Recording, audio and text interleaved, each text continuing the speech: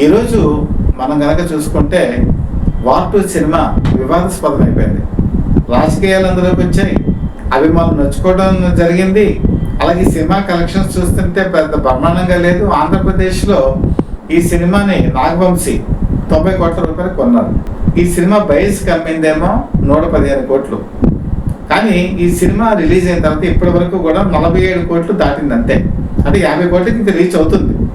అంటే దాదాపుగా ఈ సినిమాకి పెట్టినటువంటి పెట్టుబడిలో సగం కూడా రాలేదు. బయస్ లబోదిబోమంటున్నారు. నాగవంశీ కనుక చూసుకుంటే ఇక్కడ లేడు, ఎక్కడికి వెళ్ళాడో తెలియదు. విదేశాలకు వెళ్ళాడని కొంతమంది అంటున్నారు, అజ్ఞాతంలోకి వెళ్ళాడని కొంతమంది అంటున్నారు. ఏది నిజమో ఏది అబద్ధమో తెలియనటువంటి పరిస్థితి. అంతకుముందు కింగ్డమ్ అని చెప్పేసి సినిమా వచ్చింది. ఆ కింగ్డమ్లో దాదాపు 60 కోట్ల లాస్ వచ్చింది బయస్కి. ఆ లాస్ని ఈ వార్ 2లో రికవరీ అవుతుందని చెప్పి అనుకున్నారు. కానీ వార్ 2 కూడా ఆశించినంత స్థాయి విజయం సాధించలేదని అర్థమైపోయింది.